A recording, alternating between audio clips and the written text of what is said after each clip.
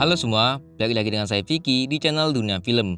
Gimana kabar kalian? Semoga baik-baik aja cuy. Sesuai requestan dari kalian semua, di video kali ini saya akan membahas alur cerita dari film yang berjudul Jenderal Sudirman. Film ini menceritakan perjuangan Panglima Besar Republik Indonesia yang berjuang melawan Belanda dengan taktik dan strategi perang gerilya. Perang gerilya adalah suatu taktik perang yang dilakukan secara sembunyi-sembunyi dan berpindah-pindah tempat. Strategi perang ini digunakan untuk memecah konsentrasi pasukan Belanda. Seperti apakah cerita lengkapnya? Oke, tanpa berlama-lama lagi, inilah alur cerita film Jenderal Sudirman.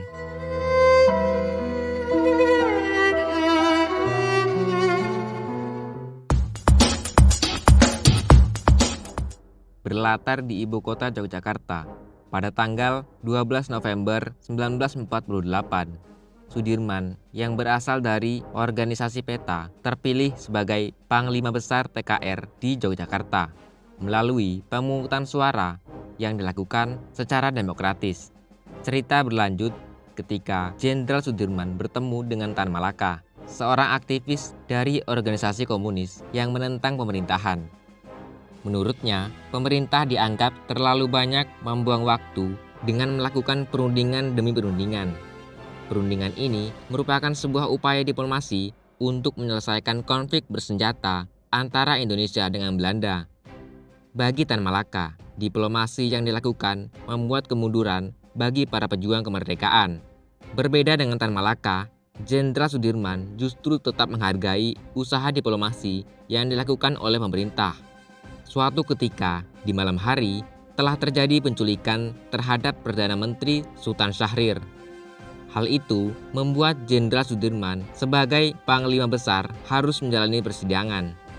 Di dalam sidang, Jenderal Sudirman dengan tegas mengatakan kalau peristiwa itu dilakukan bukan atas perintahnya, melainkan karena ulah para tentara komunis.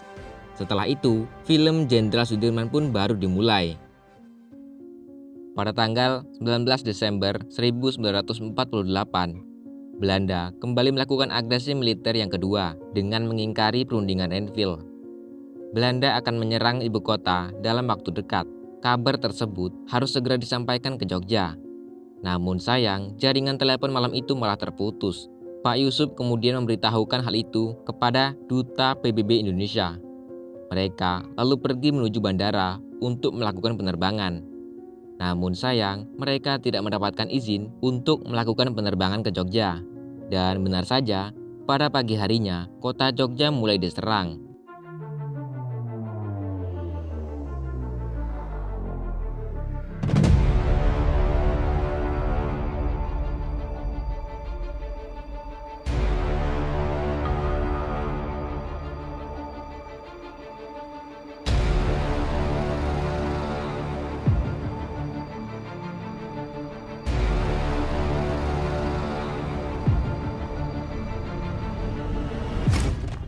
Mengetahui kota Jogja diserang, Jenderal Sudirman lalu berpamitan dengan istrinya untuk ikut berperang.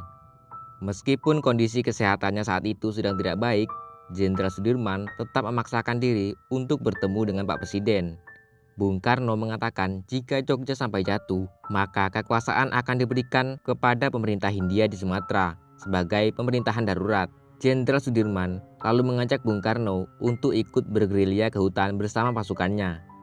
Jenderal Sudirman khawatir jika Bung Karno dan Bung Hatta tetap berada di sana, besar kemungkinan Belanda akan menangkap mereka. Namun Bung Karno dengan tegas menolak dengan alasan bahwa mereka harus tetap tinggal di sana. Jenderal Sudirman menghargai keputusan itu. Kemudian beliau pun meminta izin untuk pergi. Jenderal Sudirman beserta pasukannya lalu pergi ke arah selatan untuk bergerilya. Namun tak lama kemudian, Jenderal Sudirman mendengar kabar dari pasukannya bahwa Pak Presiden telah ditahan oleh Belanda. Begitu juga dengan tokoh penting pemerintahan. Hampir semua orang yang berpengaruh berhasil ditangkap oleh pasukan Belanda. Namun cuma satu yang masih belum tertangkap. Orang itu adalah Jenderal Sudirman. Jenderal Simon Spoor lalu menyuruh seluruh pasukannya untuk segera menangkap Jenderal Sudirman. Sementara itu, Jenderal Sudirman dan pasukannya mulai bergerak ke hutan-hutan untuk bergerilya. Jenderal Sudirman sendiri kala itu sedang menderita penyakit paru-paru. Karena itulah, pasukannya membuatkan tandu untuk beliau. Saat sedang beristirahat, tiba-tiba mereka dikejutkan dengan kedatangan seorang pemuda bernama Karsani. Sebenarnya, tokoh ini sudah kelihatan sejak peristiwa penyerangan tadi pagi. Ia berhasil selamat dan memang berniat mencari pasukan Jenderal Sudirman.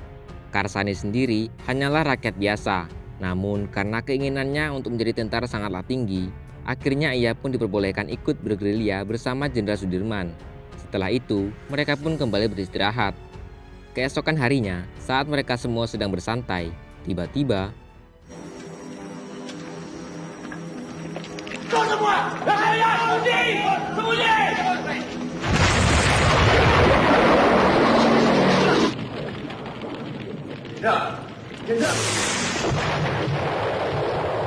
beruntung pasukan berhasil masuk sebelum bom dijatuhkan. Setelah matahari terbit, mereka kemudian melanjutkan perjalanan ke wilayah Kediri. Di sini mereka singgah di salah satu rumah warga untuk menyusun strategi. Sementara itu, terlihat para pasukan Belanda juga sedang mengatur strategi untuk menangkap Jenderal Sudirman. Jika tidak segera ditangkap, maka itu akan menjadi masalah besar bagi Belanda. Mereka juga menyewa rakyat untuk menjadi mata-mata Belanda. Saat mata-mata itu keluar, ternyata kudanya telah dibawa kabur oleh Karsani. Karsani yang telah sampai kemudian menceritakan bahwa ia mencurinya dari Belanda yang berada di balik bukit dan tak jauh dari tempat mereka bersembunyi. Mendengar yang dikatakan Karsani, pasukan Jenderal Sudirman langsung bergegas pergi dari tempat itu. Tak lama kemudian, pasukan Belanda pun datang ke lokasi itu. Namun mereka tak menemukan jejak apapun dari Jenderal Sudirman.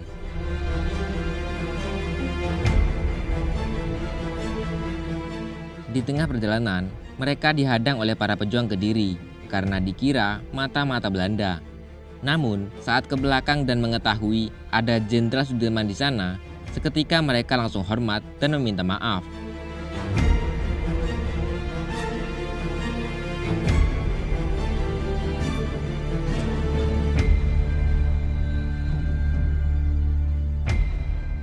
Ketika hari sudah pagi, Kapten Nuli bersama Karsani keliling Kediri untuk membeli perlengkapan mandi. Di sana mereka berdua banyak bertemu dengan para tentara komunis. Rupanya, Kediri saat itu sudah tidak aman lagi. Itu semua karena ulah dari Tan Malaka yang sangat lihai dalam memprovokasi rakyat untuk merdeka 100% dengan cara menentang pemerintahan yang sah. Melihat situasi Kediri yang sudah tidak aman lagi, pasukan Jenderal Sudirman kembali melakukan perjalanan. Tak lama setelah mereka pergi, kota Kediri mendapatkan serangan bertubi-tubi dari pasukan Belanda. Hal ini Belanda lakukan agar Jenderal Sudirman mau keluar dari tempat persembunyiannya. Sementara itu, Jenderal Simon Spoor tampak kesal dengan pasukannya karena tak berhasil menangkap Jenderal Sudirman. Zelf weten. Godverdomme.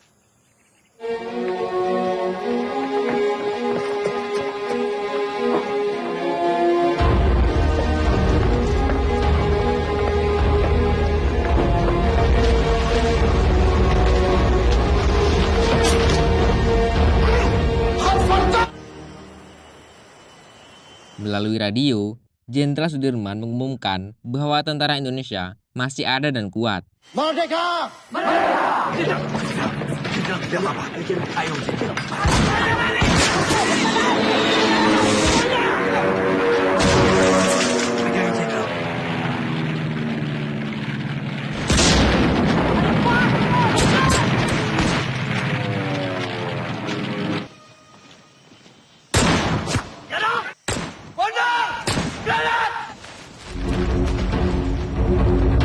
Karena keterbatasan logistik, pasukan Jenderal Sudirman harus lebih menghemat amunisi. Mereka tidak bisa melakukan perang terbuka, namun strategi yang mereka gunakan untuk menghabisi musuh sangatlah cerdik.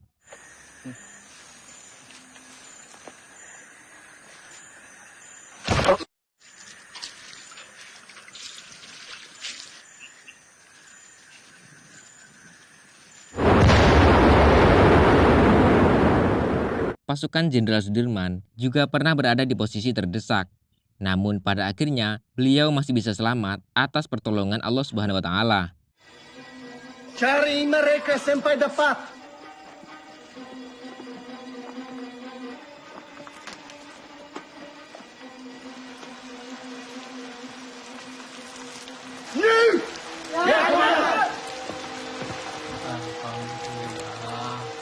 Memanfaatkan persenjataan seadanya untuk menguras tenaga musuh.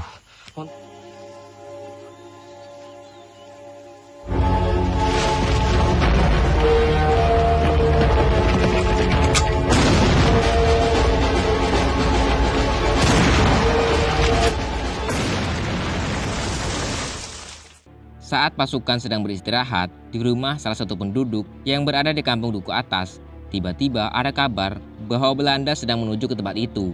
Alhasil, semua pasukan pun bergerak cepat pergi dari tempat itu.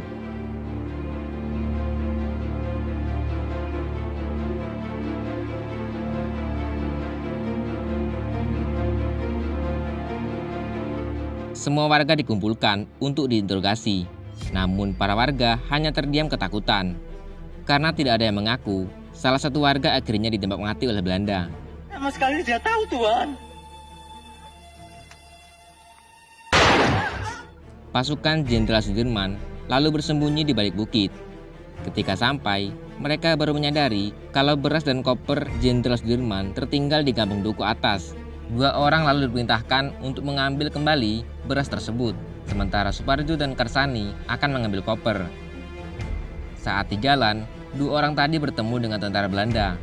Mereka justru lari ketakutan. Sementara itu, Belanda yang telah mengetahui tempat persembunyian Jenderal Sudirman lalu bergerak cepat naik ke bukit.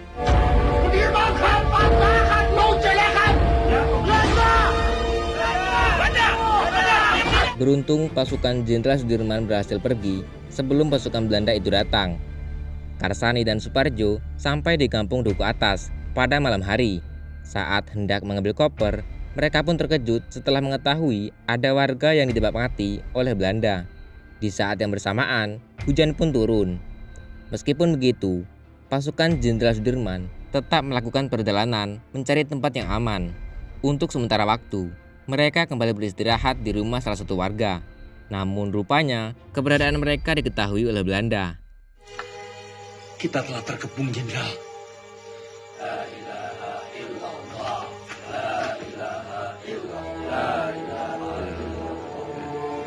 Mereka ini santri. Clay, yang ini tidak becus. Ini dia orangnya, Tuan. Panglima Sudirman. Adek.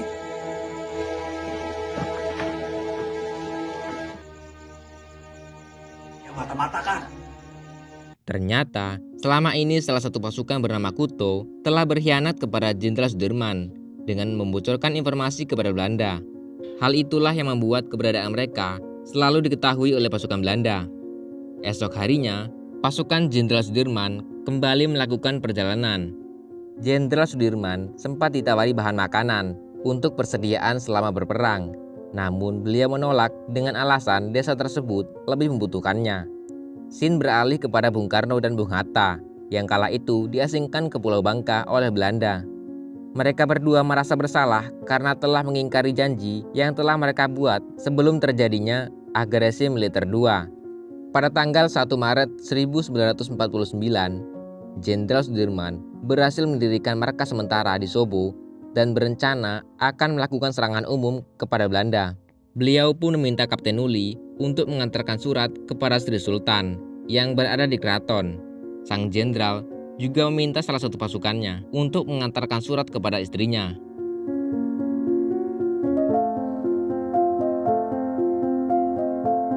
Di tengah perjalanan, Roto diperintahkan oleh Kapten Nuli untuk menuju markas Letkol Soeharto dan meminta bantuan. Sedangkan Kapten Nuli dan lainnya akan pergi ke arah Jogja untuk menemui Sri Sultan. Hanum yang tampaknya kelelahan tertinggal di belakang sehingga Karsani diperintahkan untuk menjemputnya. Rupanya Hanum tertidur di balik pohon dan di saat itu pula pasukan Belanda lewat di belakangnya. Ia pun terbangun dan sangat ketakutan melihat pasukan Belanda. Sementara itu, Karsani yang tengah mencari Hanum tiba-tiba dipergoki oleh Belanda. Kijk.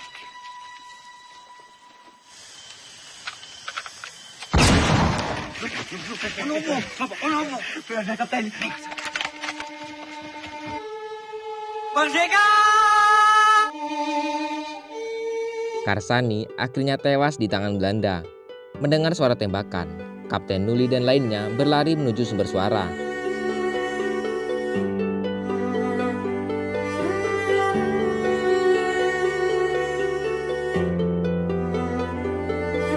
Melihat Karsani yang tak bernyawa, mereka lalu membawanya ke suatu tempat untuk dimakamkan secara layak.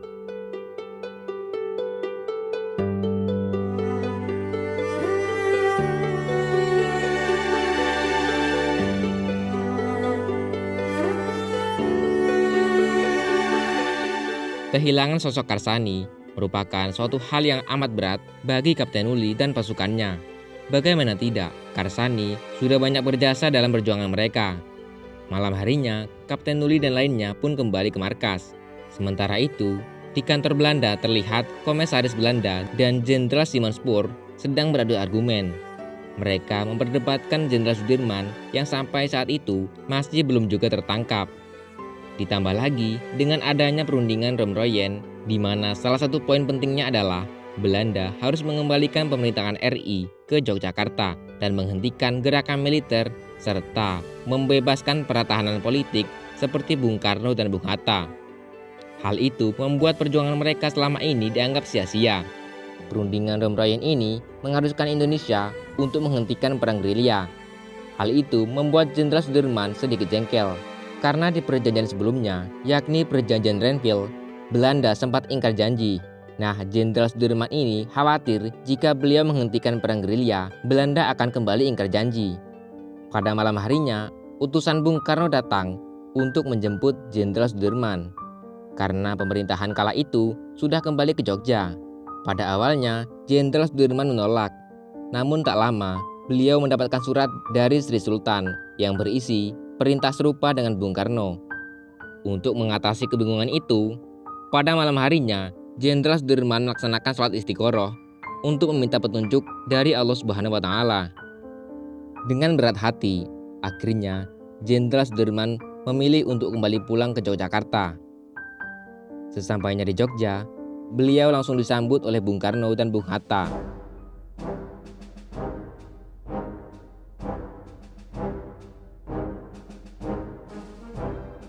Dan film pun selesai.